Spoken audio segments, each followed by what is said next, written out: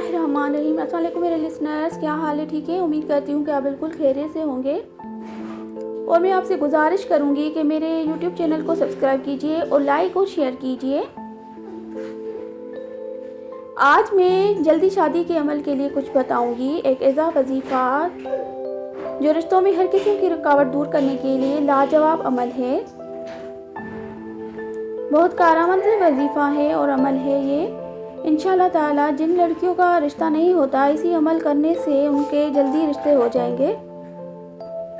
जल्दी शादी के लिए आप या लतीफ़ या हलीम का विर्द कसरत से करें।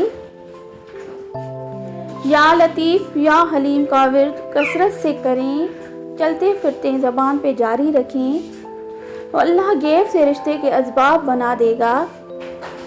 और अल्लाह से रुजू करें और अल्लाह से दुआ करें, इंशाअल्लाह ताला कामयाबी हासिल होगी। उम्मीद करती हूँ कि आपको मेरी बातें अच्छी लगी होंगी।